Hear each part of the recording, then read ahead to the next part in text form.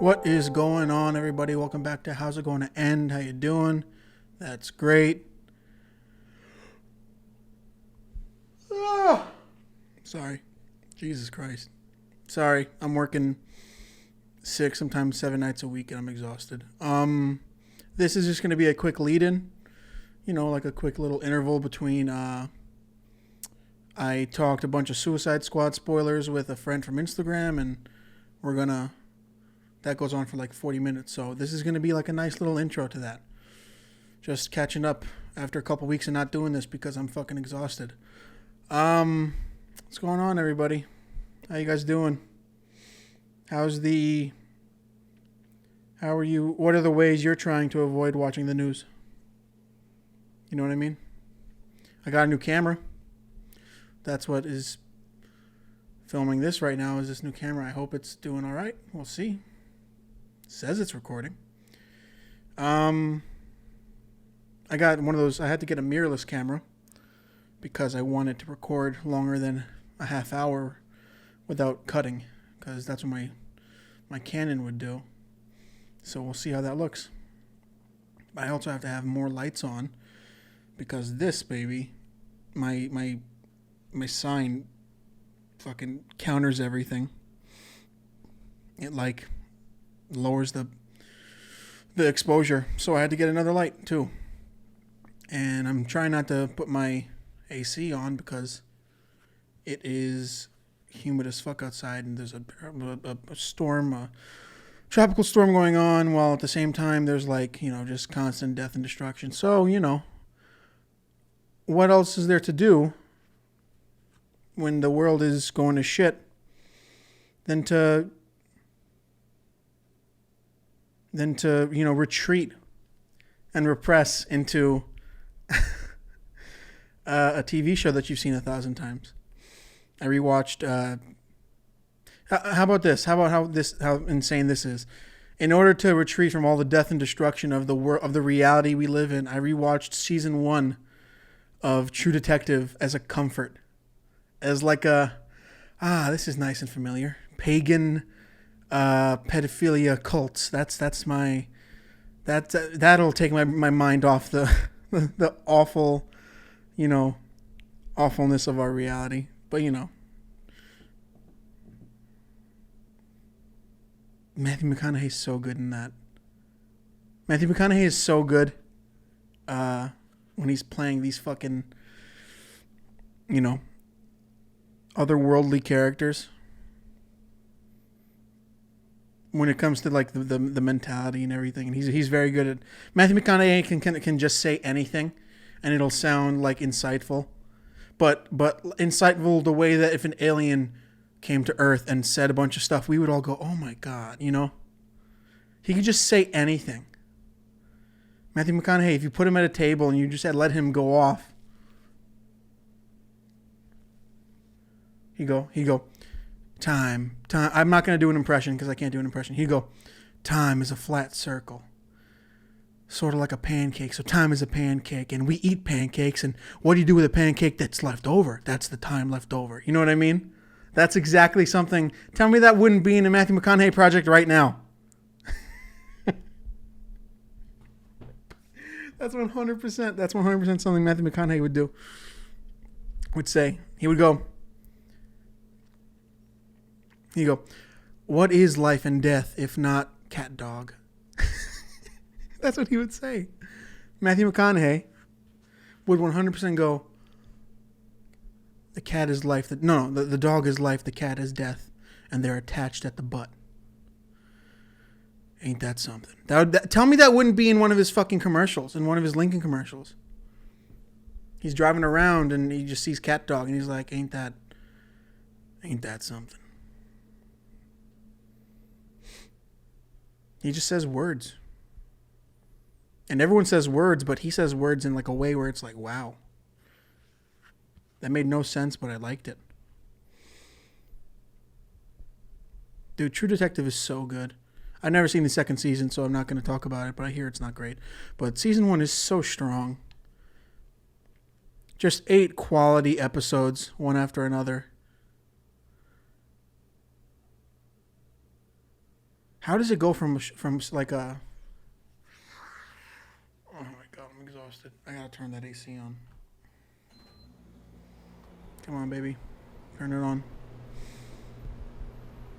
How does it go from that first season to what everyone says about the second season? That must suck. I don't want to watch it. I'll watch the third one because I like Mahershala Ali, but I don't want to watch Vince Vaughn and fucking Colin Farrell. I'm not a big Vince Vaughn guy, but...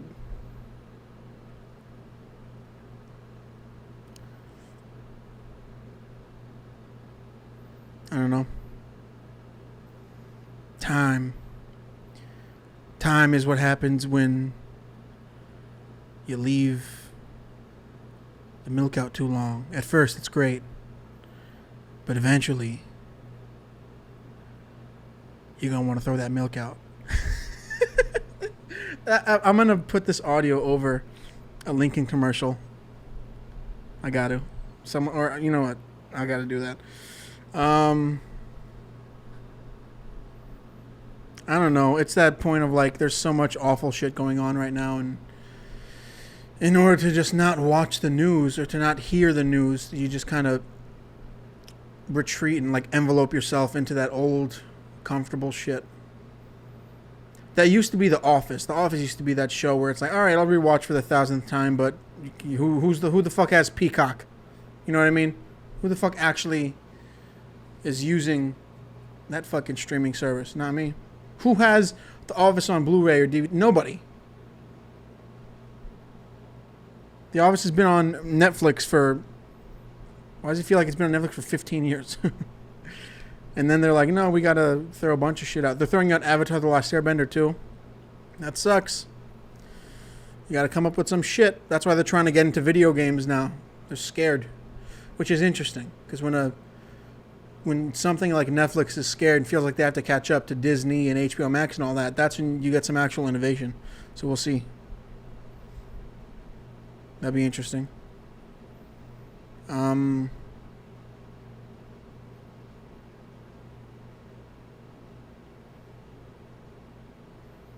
I've always been interested in like weird, like when it comes to True Detective. Something about the pagan ritual shit is so disturbing but interesting to me.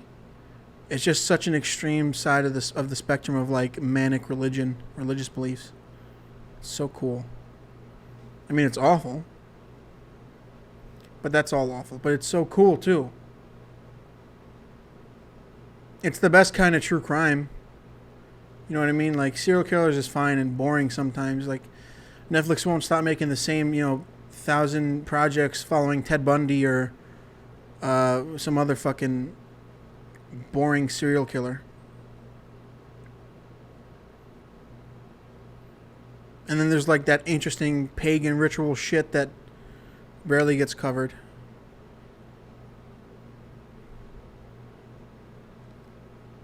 I mean, they were ahead of their time by a couple years, like when it came to powerful people in a ritualistic cult pedophilia ring. I mean, imagine the people actually in that shit watching True Detective that's got to be a mind fuck. Jeffrey Epstein watched True Detective and was like, wow, that's interesting. I should...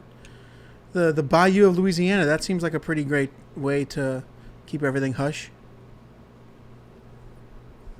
Jesus Christ.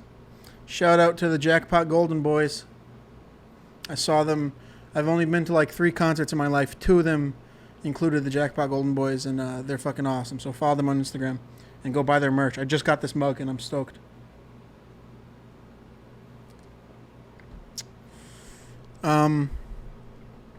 Yeah, man, a lot of stuff going on. I'm not going to do a bunch of stuff because I just want to do like a quick little intro.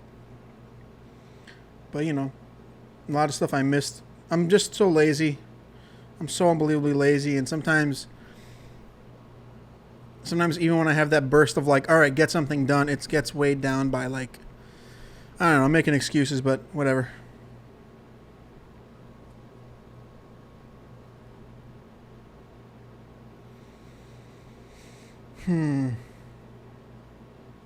Let's check some shit out. Hold on.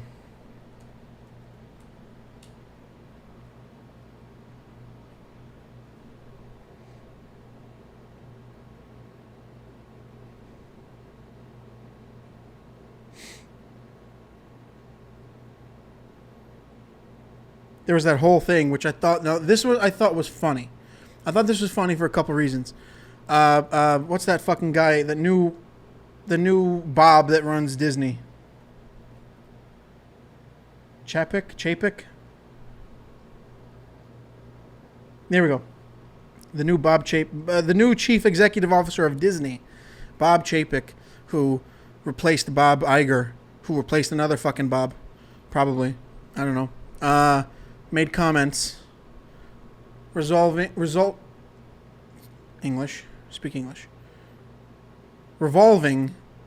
Shang-Chi and its theatrical release, calling it an interesting experiment.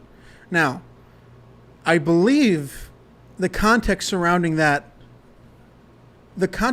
him calling it an interesting experiment was that they weren't doing a Disney Plus streaming release for it. I'm pretty sure that's the case. If it is, then that's the context. I mean, he's not talking about because of like the pandemic era, because of the new Delta variant rising and all that shit. Like to have a sole theatrical release for a movie when you have the streaming service after all this stuff going on with Black Widow and Scarlett Johansson. However, it comes into the idea of, hey man, phrasing, right? Because obviously you're going to have, I mean, Simu Liu, who's playing Shang-Chi, like, destroyed him for it, did a whole Instagram thing saying we're not an experiment, which is like, hey, you know what? 100% earned, right? For all we know, that's basically what it could have meant. The idea of just like, oh yeah, we have an all Asian or majority Chinese cast film, the first in for comic book movies probably, I think, and calling it an interesting experiment is not the wisest of words. But fuck him. He's the CEO of Disney. Fuck him.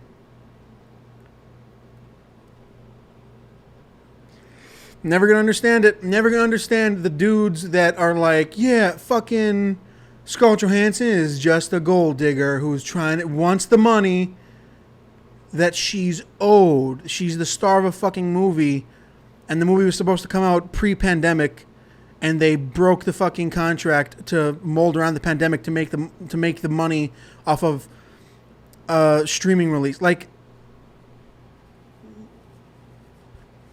or I don't feel bad for the billionaire. Like, but you're siding with the mega conglomerate fucking juggernaut company that would 100% watch you get eaten alive if it meant they would make a fucking penny more.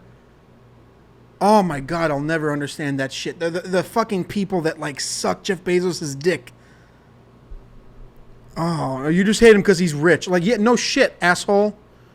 He's rich and that's what he's doing with his fucking money. Oh, this is gonna be much more than I anticipated. This entire section. I did not expect to talk about this right now, and this is going to bring some shit, but who gives a fuck? I don't know.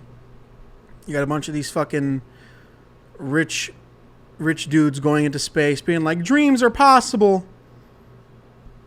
A poor child born into a poor family who was born into a poor family, like, or when he, oh my god, I don't.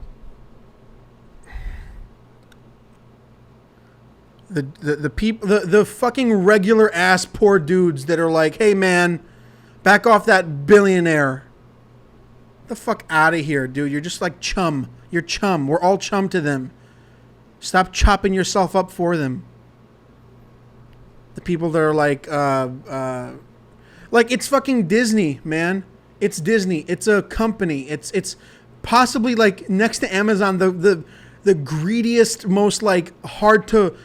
If Disney was an animal, it would be the fucking what's that fucking that animal that just like shoves its face? I don't know. I'm thinking of something else. It would be Slimer. If Disney was a physical, like an entity, it would be Slimer from Ghostbusters, just shoving its face with IPs and cash and doing the most it can, and it just wants that. Like, it doesn't care about the people. At the end of the day, even if she is a fucking rich actress, she's an employee of this company that got fucked over. And we wonder why they're like, everyone clings to like basic capitalistic fucking like mentality. Like no, like the regular people aren't siding with regular people. We're being sold out to these giant fucking companies. And then it's like, yeah, get them, Disney. Screw that person over you had a contract with that you broke the contract. Get there. Fuck that rich actress for being rich and an actress and not wanting to fuck me. Like, that's the majority of it. If any other dude was like, I'm going to sue Disney over breaking a contract where I was supposed to make more money and the money I'm owed. She's owed. She's the lead actress. She's been working in that fucking, I don't know. She's been working in this, having great relationships with this company for the last almost 10 years. Or has it been 10 years? I don't fucking know. When was Iron Man 2? And then to have dudes be like, yeah, what the fuck does she want? She just wants to get all the money she can. Like, yeah, she gets the money she's owed. If any other male star had done what she done, yeah, he's standing up for what's right. Get the fuck out of here. Some of these fucking people. I don't know, man. It's so hard to watch. How long have I been recording? It's been what? I don't know. 20 minutes. We'll do a little more. I don't know. It's so hard to just be like in that atmosphere.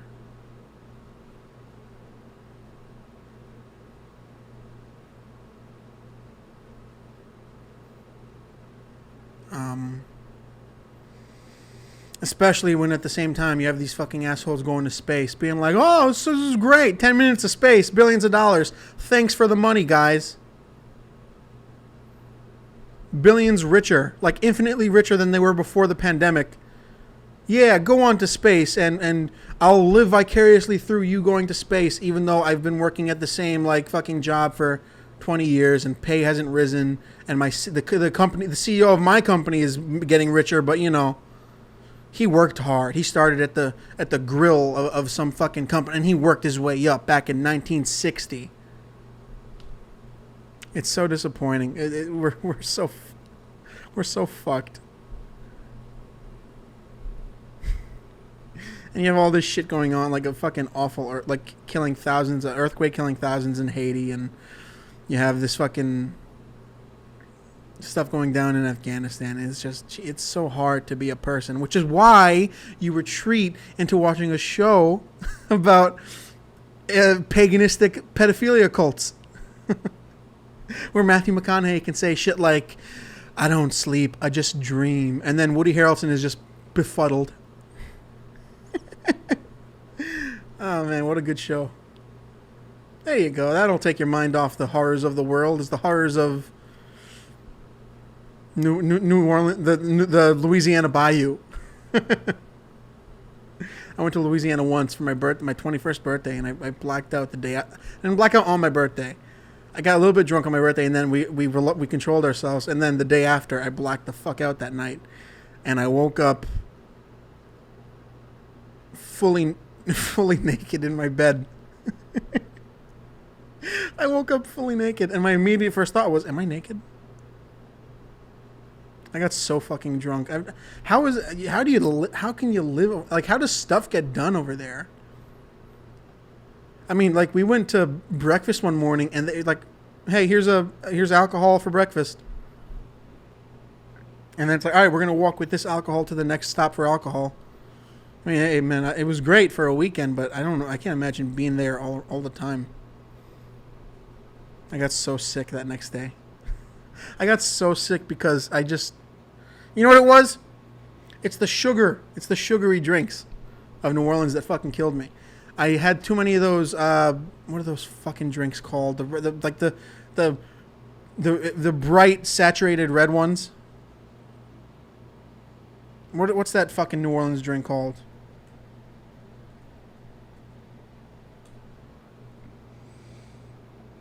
Not the Sazerac. What's the Sazerac is the drink of the state. But there's a famous drink at this one bar. The Hurricane. That's what it's. Well, there you go.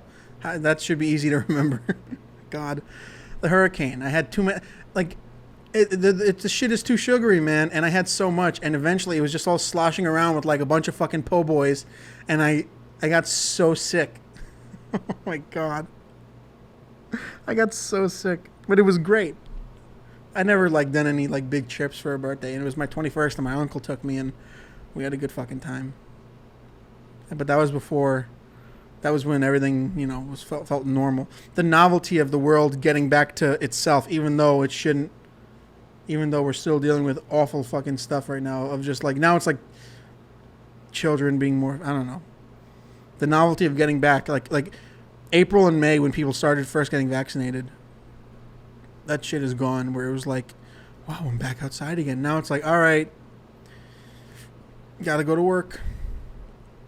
I gotta work tonight. I'm working 6 days a week these last couple weeks, and last week I worked 7 days a week, and that shit is exhausting.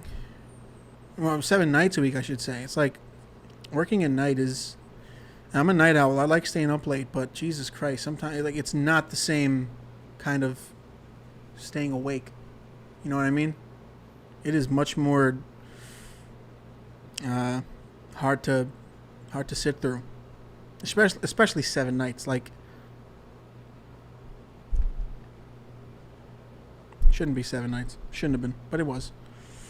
All right, man. I think this is a good little lead-in into the Suicide Squad spoiler talk. If you haven't seen it yet, it's been fucking like 3 weeks, and it's on HBO Max. Watch the fucking movie. Don't be bogged down by spoilers, guys. Be stronger than that. You know what I mean? Be stronger than spoilers. They shouldn't hurt you that bad. It's just information. It's not the experience. Get the fuck over it. All right. Well, this is leading into me talking with... what a great lead-in to me talking with the Casual Moviegoer on Instagram. Follow him. Check him out. He does these great 1-minute reviews of movies and a lot of movie recommendations, and it's pretty awesome. We're going to talk a bunch of Suicide Squad spoiler stuff. So that's going to happen right now. What's going on, everybody? I'm here with the Casual Moviegoer on Instagram, Nkit, and we're going to talk a bunch of Suicide Squad spoilers. So the Suicide Squad spoilers. So turn back now, It's also been on a streaming service for like 4 weeks, so get over it. What's going on, dude? Not much, man. Thanks for having me. I'm excited to talk about this stuff. Awesome. I've been wanting to talk about this movie for a while now. So, and with just, it's like so many people either don't have access. Like I know a bunch of people in Canada who like with theaters, it's so difficult to go to, and just with HBO Max, it's like, it's funny how it's very difficult. You saw it in theaters or on HBO I did Max? see it in theaters, yeah. But yeah, I am luckily in a province where theaters are open. It's not open everywhere yet. Yeah, exactly. And how's your access with HBO Max? Zero access. It's not. Yeah, I know. Yet. That's the one thing I've noticed mostly is like, how do you have this streaming service with everything on it and same day release for movies? And right now it's just like North America.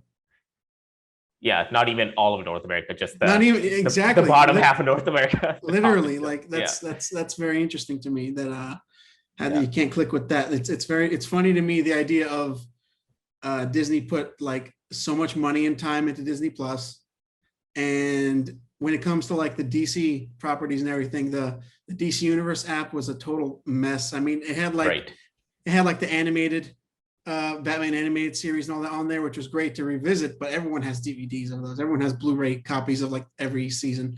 So it's funny to me that they're still having trouble with that kind of stuff. But yeah, I'm so excited to talk about this fucking movie because I walked into it with a huge amount of enthusiasm, and I walked out with even more that I was expecting something very, very, showy and grand because it's a James Gunn flick, but I was very, I wanted to go home, and because thank for the easy access of HBO Max, I guess, to be able to rewatch it immediately was something else. So that's always my favorite thing to ask first is walking out of the theater. What are your thoughts?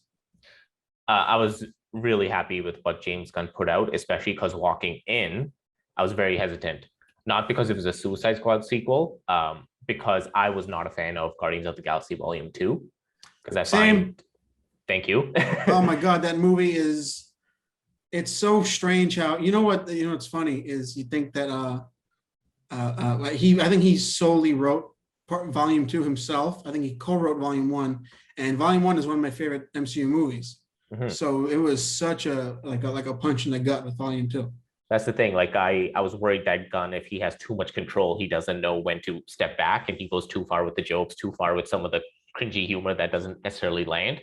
So that's what I was worried about Suicide Squad. I was like, oh, like his name is plastered everywhere. That means he is the guy who's selling this movie. So he probably had a shit ton of creative control. Mm-hmm. But for the most part, aside from like some of the Harley Quinn stuff, I think he like was able to like keep his composure and just deliver a smart, witty, dark comedy. I was really, really happy when I walked out. I actually think it might be in my top 5 DC movie list. We'll see. I have to think about it a bit, but it's definitely up there with me for the recent set of movies in like the last almost 10 years.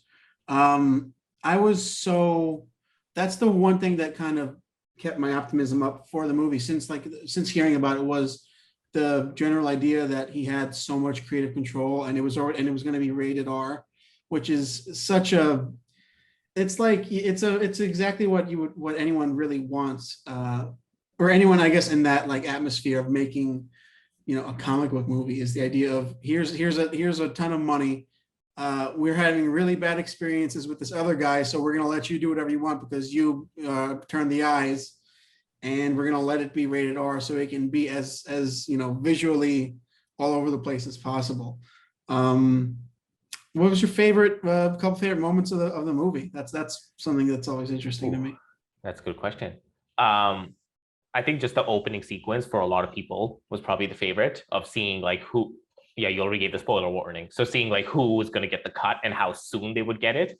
I like that they kind of played off that Deadpool 2 X-Force where everyone jumps out of the plane and just dies instantly. So I like that they just got it out of the way really quickly.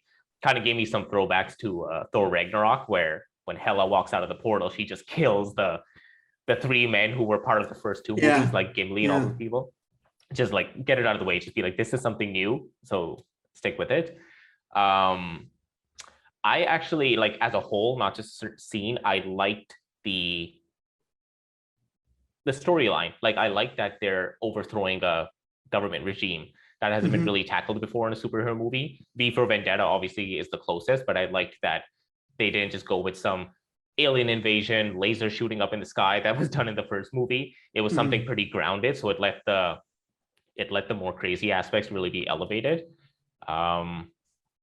And I liked the sort of peacemaker reveal at the end. I don't know if I could call it a reveal, but I like that what his true intentions were. I like that they kind of stuck with that whole warped patriotism type of character. So now I'm really excited to see what the spinoff is going to bring. I had no interest to begin with because I don't know about you, but I'm not like a huge comic fan. I never really read the comic book, so I don't know what he can bring. But just the cinematic version, I think that can be really interesting. And then of course, Polka Dot Man is also one of my favorites of it. To talk about that first part is it was super interesting for basically the background plot of the entire setting is that government revolution, and where it's also so great that what I love about Viola Davis's Amanda Waller is that Amanda Waller is like the government.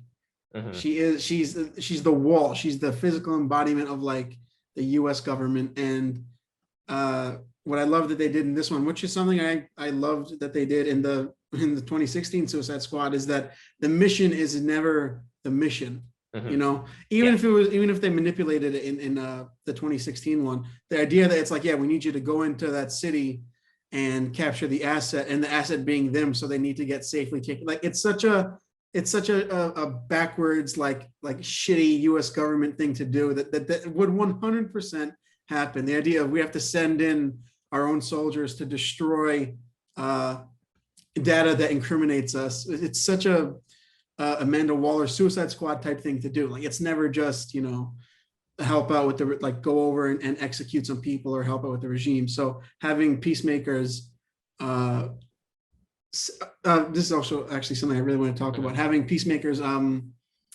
extra little layer of a mission that he had to focus on was interesting, which is why I love. So James Gunn said recently in an interview that Waller put the villains who bothered her, who annoyed her in group one to just go off and die, while group two can go in all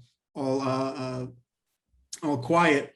And she put Flag on group one, apparently because like he had a scene where that they cut where he made fun of her shirt and everyone laughed. And that's why she sent him in group one to kill him, which is hilarious enough. But I like the idea of thinking more into it, that she knows what kind of soldier Flag is, and he's not the peacemaker kind, to where it's like, like he won't blindly follow orders given country over everything. Exactly. Right. Like he's much more of a, and they hammered that home in this one very early on. I kind of knew early on that he was going to go like, you're a good man, Flag. Like they're really like, it's like how they built up for Hawkeye in Age of Ultron. Like suddenly he has character development and everyone was expecting him to die. So when you pad that character with that much empathy, it's like, all right, we're gonna see him go. But I love that idea that everything is strategy with her. It's such a great character trait. What do you think about that? No, I know everything you said. I completely agree with. No, I just think Viola Davis as the casting choice, they couldn't have gone anyone better. It's not talked about. Like she's perfect for it. She is. It's insane to me that like it wasn't. I mean, it's amazing to me that it was like that it happened, because sometimes it's like that's the casting choice that people fan cast that will never have happen. Yes. So that the fact that happened was great. I loved what I loved most about the first, I guess, 10, 15 minutes leading up to the introduction of group two is it's almost like it's perfectly made for an audience that saw 2016 Suicide Squad, which is like, asking the question, what kind of movie is this, a reboot, sequel, all that stuff that I'm so tired of those questions at this point. Like it's 25 years of comic book movies. Everything is just the next issue into everything, Yeah. So to have it be like to introduce, especially with Savant, like the first character is this new villain, most who like 99% of people have never heard of, and he's just meeting the Suicide Squad. He's just understanding the concept. Most villains, I like that it's established by now. The name is going around of the villains in the prison and all that, and we are him throughout the first 15 minutes. And seeing the instant brutal death and destruction, like. That's a great way to bring the audience into like, all right, well, yeah, shit's getting hot in this one. Right. That's definitely one of the things that I found was missing with the first one, and I don't want to keep like hammering away at the first one because that's beating a dead horse. But I just think with this type of movie, it's required that they go on a like preliminary mission that just completely fucks up. I think like that is the charm of the movie, and I really like that in this one. They didn't waste any time, and they showed us like that sort of like dysfunctional team aspect of the Suicide Squad that we were all like clamoring for. And yeah, like I was surprised too when they put Michael Rooker's character at the start, because I figured that I immediately got the idea that, oh, well, I guess he's going to be a bigger deal than I thought. Like there was a few red herrings thrown in there. I figured Captain Boomerang, if he's going to be in that main team, he's probably going to last a little bit longer as well. So I like that they played it. They kind of just like mixed and matched, so it wasn't that obvious that obviously this team is going to survive. You know what I love most about the random killing of Boomer and all that is so much. I'm so over the. It's funny to say, I'm so over the connected universes. It's a personal thing where it's like you don't always have to have a character walk on screen as another character. And like it's been happening for 10 years now. I mean, the Avengers was fresh and exciting and new because that didn't happen. And now it's like, holy shit, can someone just have their own fucking thing? You don't always have to have someone walk on side. Like, so to have Gunn be like, yeah, I'm gonna do the opposite of that. I'm going to take someone who you expected to fully like appear and then just gone, next to a bunch of these other characters that would never, I think up until like the 80s hadn't seen the light of day. Right. Like Yeah. TDK and all that. So that was also great. My favorite thing about that is my favorite death of all those is they're shooting his arms.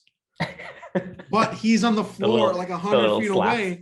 Yeah, but like they're shooting his arms, and he doesn't even have like super strength. They're just detached arms. Yeah, and he's 100 feet away on the floor, writhing with no arms because he's feeling the pain of them shooting his arms. That's my favorite death in the entire opening sequence. Yeah, because the way they set it up, it kind of looked like it would be this epic thing. He like stands out in front of the gunfire. He's like, I got this. And he like detaches, goes like you think it's going to be like Yondu's whistle arrow that is just going to like start taking people out left, right, and center. And then it just starts like finger slapping everyone. Nathan Fillion on the floor, writhing in pain because his arms are being shot 100 feet away is my favorite.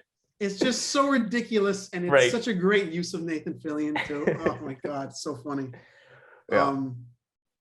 And then so leading into and then we meet group 2, and what a solid group it is. Like this is the group that would like be the cover of the comics with, and they all genuinely have like actual pros that could actually get like a mission done. You have the big animal with King Shark and you have 2. I love that they do that. The whole idea of the majority of the Suicide Squad is always just someone who can't miss, and like even Savant was basically that character. He had the targets everywhere, which would have been just it's funny how many villains are just that. They're like expert sharpshooters who were trained at birth and all that shit. What did you think of the introduction of that group when they went back in time and we see Dubois and Peacemaker and Ratcatcher? Was Ratcatcher part of? Sorry, I was confusing with Weasel for a second. I was confusing my animals. No, I love the introduction. I don't know if I can add like really more context around that, but it was nice to kind of have that non-linear storytelling aspect to it. It's fresh. I'm just surprised. It's fresh for when it comes to the comic book movies to have that bouncing around like that. Especially just with like genuine title cards mixed into the cinematography, which I thought was interesting. You don't see that often. Yeah, no, I'm glad that Gunn kind of really took that whole stylistic approach. It just added that extra bit of flair that if it wasn't in the movie, it wouldn't have made a difference. But just the fact that he added that tiny little touch just adds to that anarchy theme that he's been going for. I'm just surprised that Polka Dot Man was part of like the A team, like group 1. Well, yeah, that's very interesting. Yeah, and that he like survived pretty much up until the end. That it kind of got my hopes up that he might actually get a spin-off or he might actually see the light of day somewhere else. And then sure enough. I like that idea that I read an interview of David S. Malchin where he said that basically the only reason why he's willing and excited to join the squad is because he's hoping he'll die, because he hates his life so much. He's hoping he'll get his fucking brain splat. So to have it happen after he actually builds genuine connections is such a it hurts to watch. And in such a liberating way. Like he's conquering his that like gag his trauma. With his mom. That gag where he sees his mom. That's only something fucking James Gunn could come up with. To have just this white woman up everywhere, it was just so a giant, funny. Like 50-foot version. And it's not like, and it's just genuinely a giant woman, and she looks like I mean, it's professionally done, but she looks green screened in and just kind of like proportion and everything, which I thought was very interesting. Funny connection that I just thought of now is it makes me think of the Giants in the Green Knight, just because they're just perfect human proportion. It's not a CG giant made up. It's just they put a person there and they expanded them. But that's exactly what it made me think of. It was that what I found was funny with the whole like giant version of his mom was because when you first see his mom everywhere, she like takes the form of everyone else. Like she took the form of King Shark, so she looked like a shark. It just had her mom's face. But I liked in the 50-foot version, it wasn't like a rendition of Starro. Yeah. It was just a giant woman wearing like a skirt, just like wrecking shit. Exactly. I think that would have been just enough, like just the like blade of grass that would have made it too heavy to bear if it were like a purple and one eye and all that shit. I think that anyone else with like less control would have probably done, and it would have been fine. Like everyone would have loved it, but the fact that it was just an actual woman just standing there screaming and that was so good. Des Malchin did such a great job at portraying that kind of sad, lonely, fucking guy that is that Z-list comic book movie villain getting shit on by other pretty lame villains. Like Calendar Man has only just gotten cool in like the last 10 years. Everything else about him has been pretty fucking lame. So that bully mentality in the I'm just happy was great. I'm just happy like David Desmalchian's like finally getting recognized. He's done all those like little like superhero gigs. He's been on The Flash. He's been on like so many different like little things. He's a Nexus being. He's been in fucking everything. yeah, he has. So I'm really excited to see what he doesn't do, and I hope he has a bit of an important role. He's not just like some side character. That's something that's really funny is all these.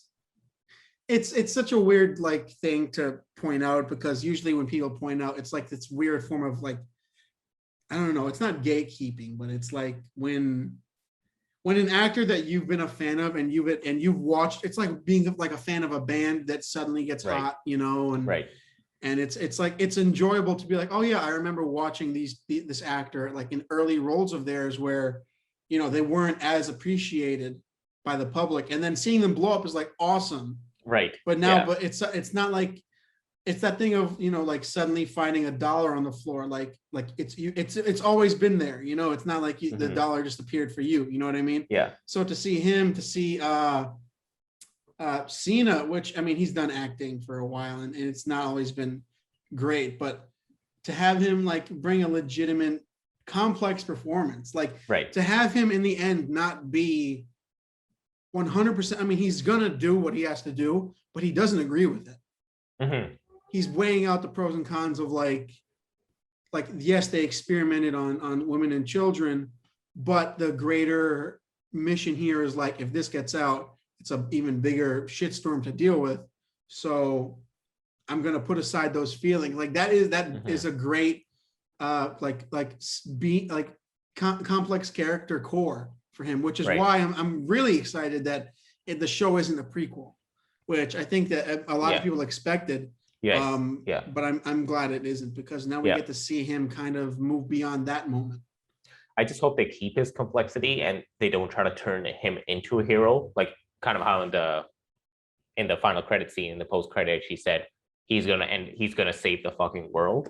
And I just hope the show isn't him like finding his like the goodness in him and like becoming a true hero. I like that he is so morally ambiguous.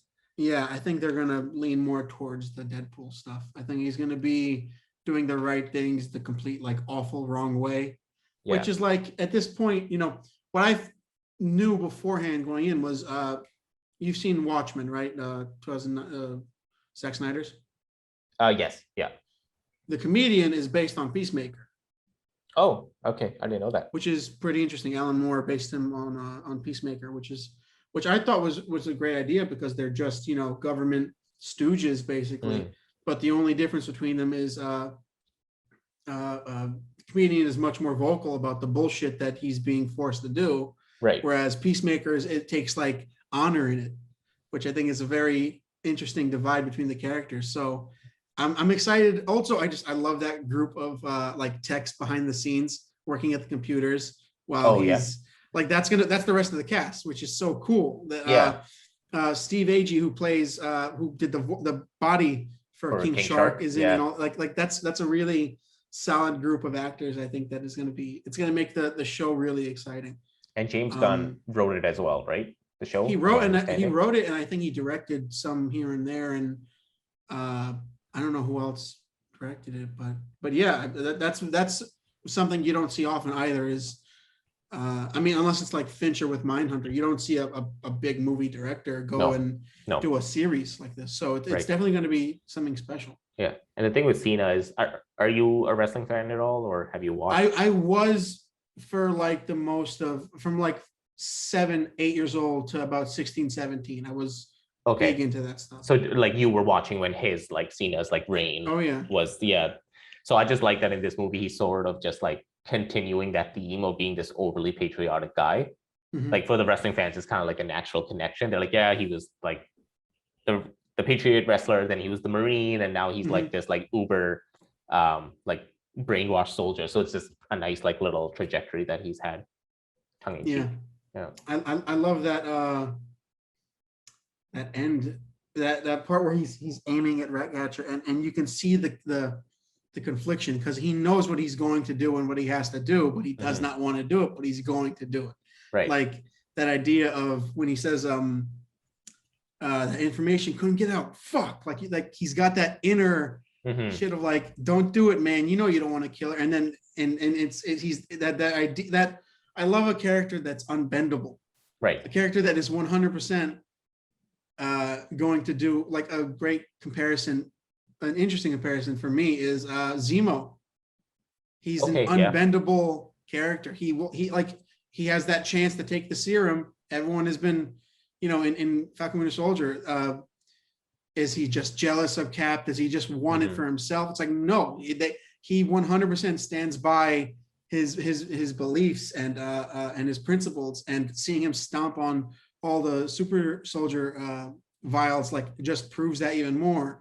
And it's the same with Peacemaker, fully prepared to do it, like knowing what he has to do. And I think that's very interesting because you can go in both ways in a character like that. You can show the complexity and show they have their own sense of like unbendable character growth, Yeah, no, that's a really interesting point because like usually screenwriting 101, if someone is that staunch and dead set on something, in order to have for them to have the character development, they need to strip that and then like finally overcome it. That's just something we're all used to. So I guess, yeah, now that you bring it up, that fact that someone can stay so rigid throughout the entire like feature, that is unique. Exactly. Another thing I wanted to talk about, that fight. So the cinematography of the movie is unlike a lot of recent cinematography. I can't remember. I had it written down somewhere, the cinematographer for the movie, but I know that he's working on the Flash movie in production right now. Oh, okay. And a couple of other things, but it's very much like it's not as locked off as you I guess you would expect with most stuff. Like it's very much like handheld, or it's made to seem handheld. A lot of the cameras are probably put in post and picking up on everything like wirelessly or whatever. But I really like that. I like the use of the push zooms and everything being very, very almost like reality TV style. Right. Yeah. Where you have just the guy just filming everything. Yeah, it reminded me a lot of like the Jason Bourne movies. Like the government agent frantically on their phone and the like shaky cam. Yeah, it was really well done. Exactly. I was impressed by the helmet shot where Peacemaker I was and going to bring that up. That's out. such a would never happen anywhere else because who would take that risk of showing the fight through the reflection of the helmet? No, most people don't want to do that or wouldn't be allowed to do that. Yeah. And two, it's just so fresh from like every other fight scene and everything else is so cut up. Yeah. And you see an elbow and then you see a cut to this and it's it's like Black Widow fight scenes are the exact opposite of that. You can it's the antonym of that. So that was really refreshing. I need to look into how they did that, like in terms of like production, because like they had to hide the camera. Yeah, they had to hide the camera, and it's a reflective surface and it's a spherical surface. So there's all this like complex lighting. So if they had to recreate it, they're probably doing a lot of like movie magic just to get that one shot. So I'm really interested to see if I don't know if you watch the Corridor Crew guys, the VFX artists. Yeah. I really hope they cover that. I really want to see how they did that. I hope so too, because what's interesting is now that's another whole part of this movie that I fucking love is my favorite use of CGI other than like, the giant purple monsters is when you don't think about it. Like Mm-hmm. a lot of the effects in this movie were practical. A lot of the explosions, a lot of this, everything was very, very much on location. A lot of the stuff, like a lot of their filming was hampered by rain and stuff like that. And it just takes a whole other level of like, rather than being on a soundstage and the actors knowing they're on the soundstage, something about that being around actual an atmosphere Mm-hmm. changes. I think that the audience can tell, or at least that's something that I always love to focus on is whenever they do wide shots of explosions and someone running through, if they're not reacting, it's like, oh, I can tell it's not affecting them as much, which is making it not affect me as much. But like the entire beach scene in the beginning or in the end when they're in front of the facility and they're trying to get in and the atmosphere is affecting everything. And then you have stuff like the subtle CG where it's like they probably had to do, I'm using terms I've heard in the court of like projection map and all that, that shit of like they had to paint out the camera and all that. But that's the kind of CG that, you know, other than giant obvious fake stuff that we know isn't real, that really helps the filmmaking. Yeah, I was listening to a podcast with the Suicide Squad editors. And one of the things they mentioned in there is how blown away they were by James Gunn's knowledge of VFX. Like most directors usually have problem with that because they don't have a lot of experience with it. But James Gunn in the previs portion of the movie, like when they were storyboarding, he had an exact idea of what the VFX would look like and how it could be handled.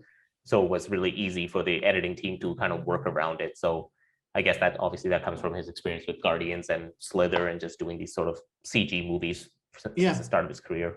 That's another interesting thing is I can't remember the name of the director of Shazam. Sandberg.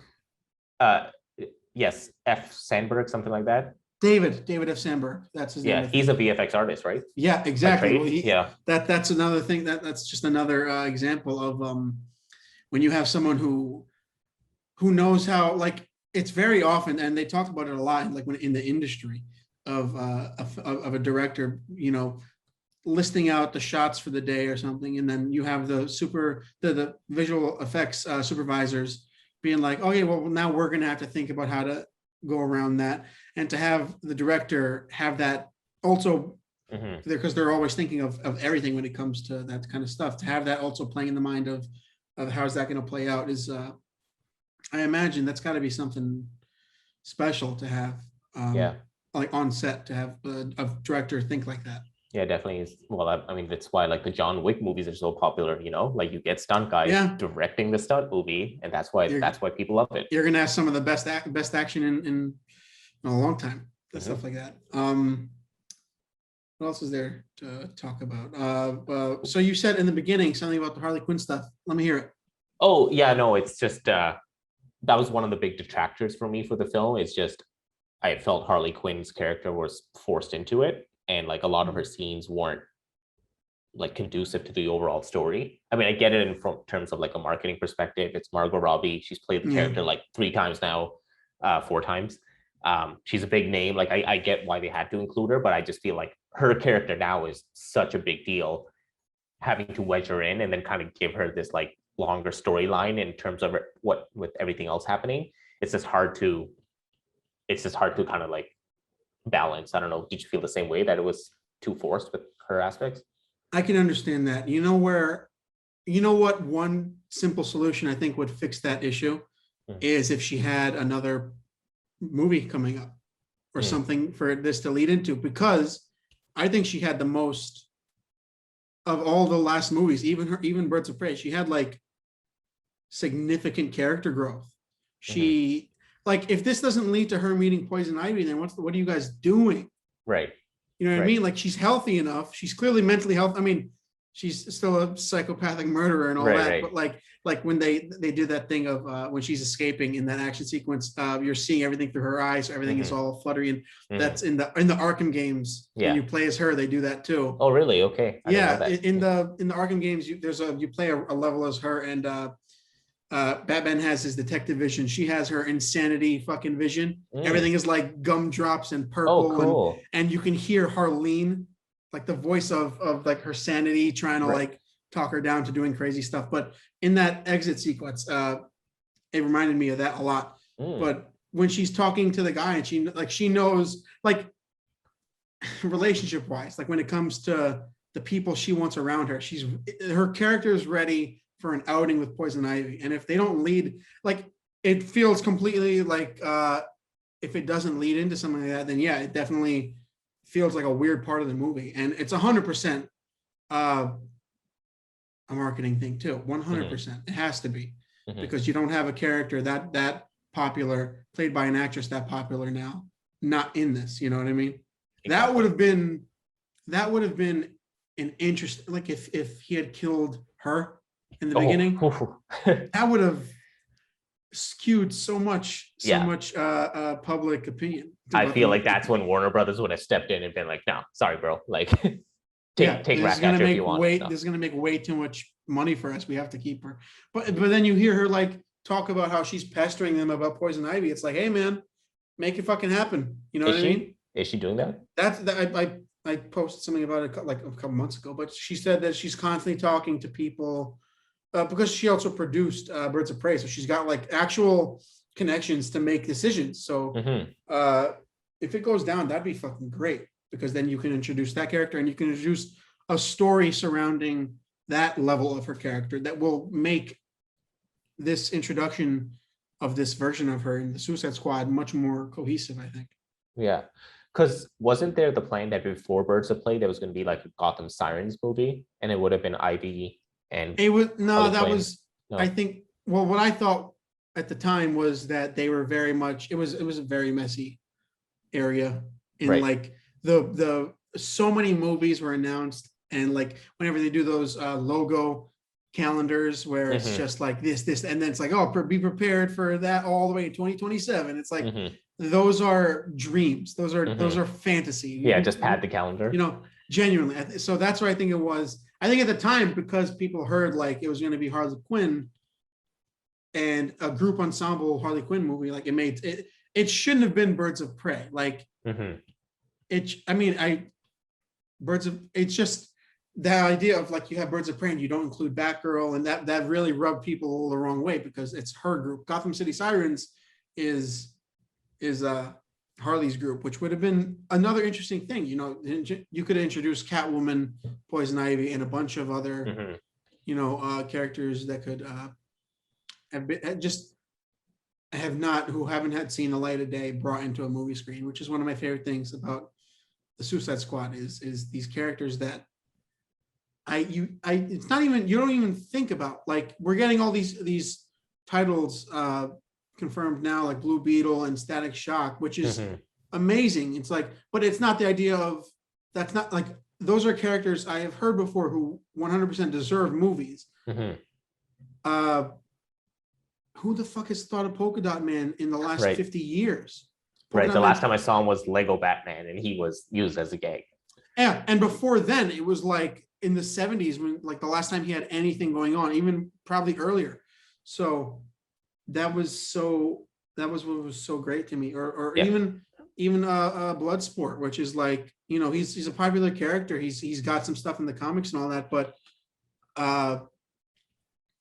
he was, I saw it as like he was they just needed, Will Smith probably didn't want to or couldn't do Deadshot. He couldn't control the movie the way he does, because that's like you've heard that about Will Smith, where when he joins a project, he has like final say after everything. I didn't know that, but it's not surprising given his last few movies.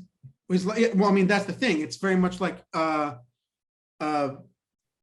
I'm going to join your movie, and depending on, you know, the type of movie it is and how it's received, it'll be either really good or kind of all right. You know, he's released a lot more all right movies than good movies. Right. But a lot of the things is like, all right, well, we're ready to shoot. And something he does is like, all right, well, my son is going to play this character, or I want to change this to that. Like, it's why he didn't do Django. Oh, okay. You know that he was supposed to be Django. No, I didn't. He was 100% set to be Django, and then he wanted the movie to be less gory, and he wanted less use of, he wanted less use of the N-word. Right. And Tarantino was like, "Oh no, you're not gonna. I'm not some director that you can be like, tell me to change this, and because I want Will Smith so badly, I'll do it. Right. Because he wrote the part for Will Smith.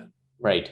Which is a very interesting thing for Tarantino to come across that kind of obstacle, because we all know what kind of fucking person he is, let alone filmmaker. So right.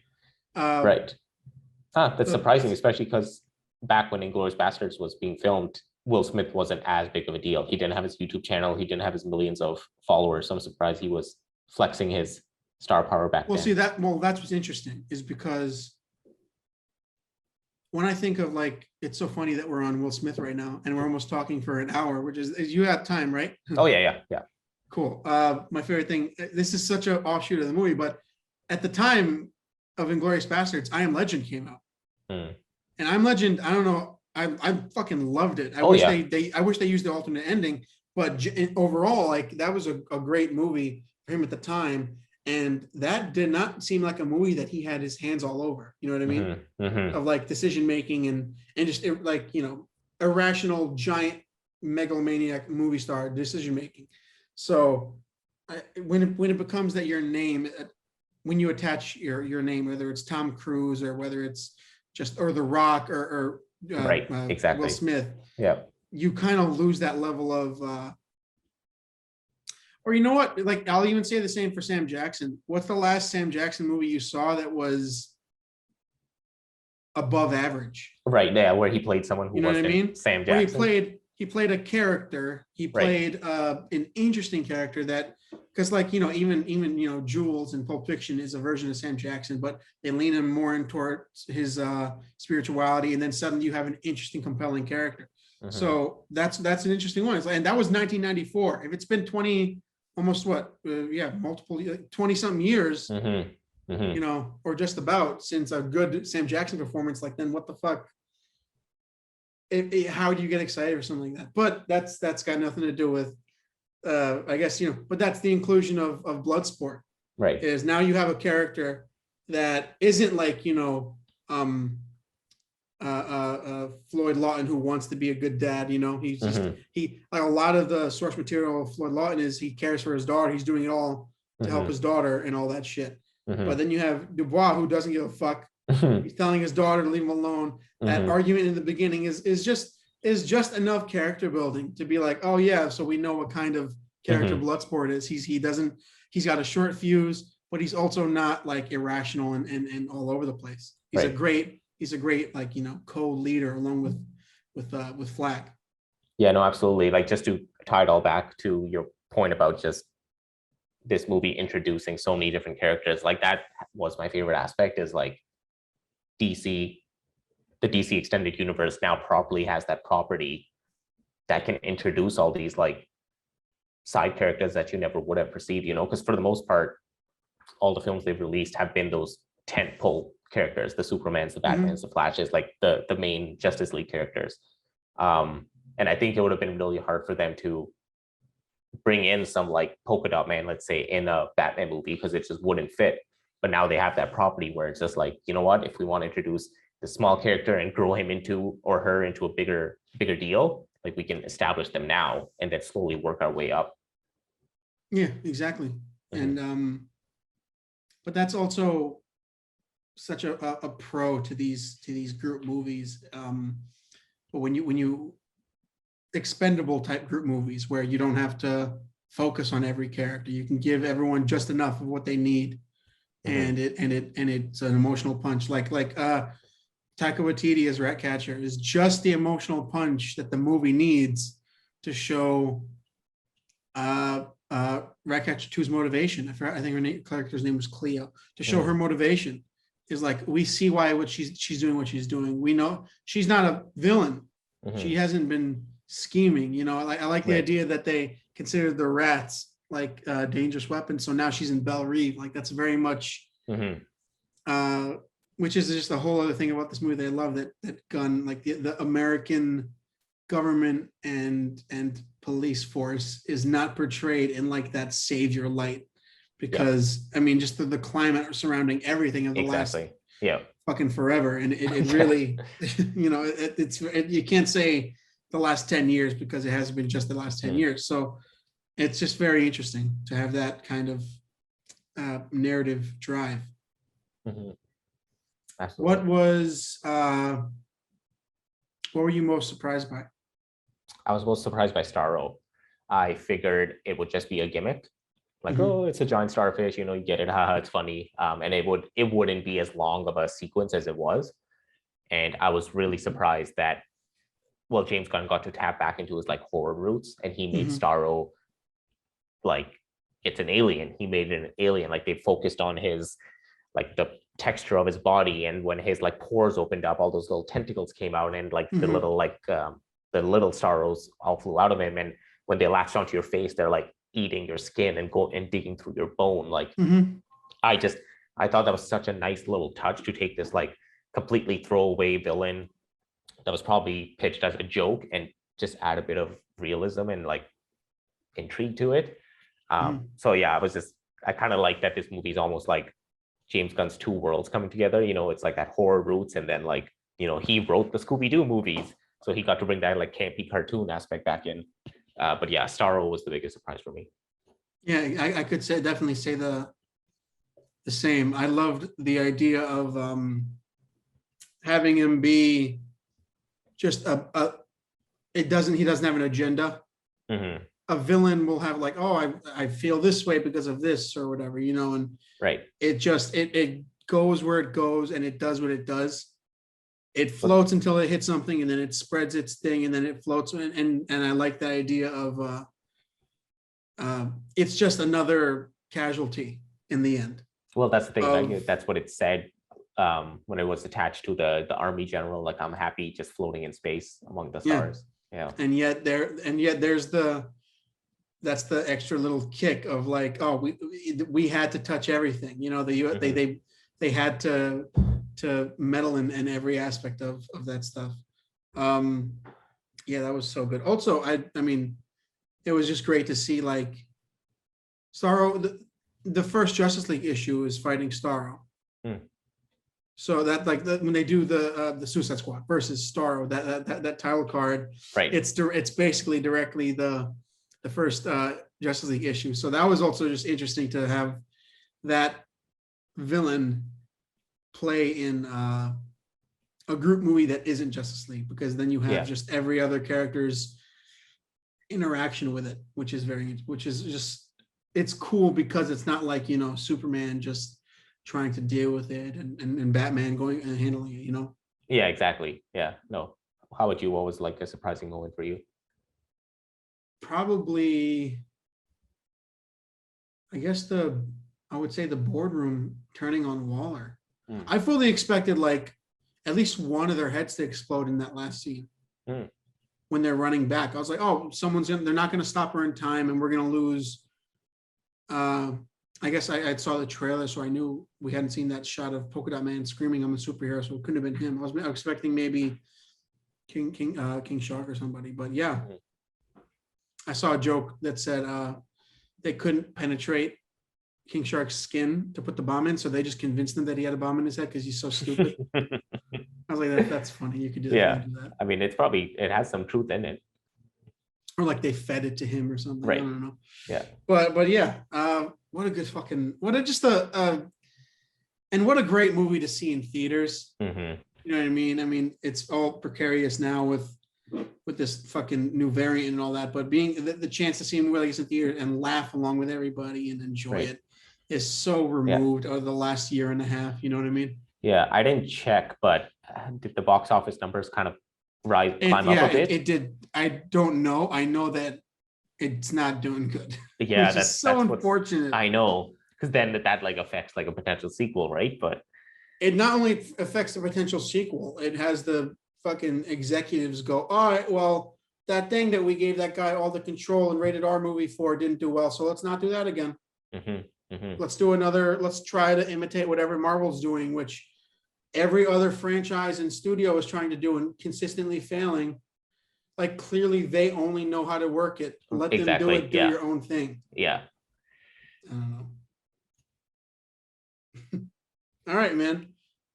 We got an hour. I might just release this as a separate episode. I'm honored.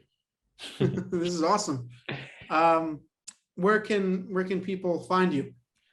On Instagram at the casual moviegoer. I am also like slowly, like Starro, trying to release my spores onto the YouTube zone. So that's also where people can find me. But exclusively for now, it is Instagram at the casual moviegoer. Awesome. All right. You can follow the podcast on Spotify and Apple Podcasts. How's it going to end? Or you can subscribe on YouTube and do it there. And follow me on Instagram at Comedian of Cinema. That's pretty much it.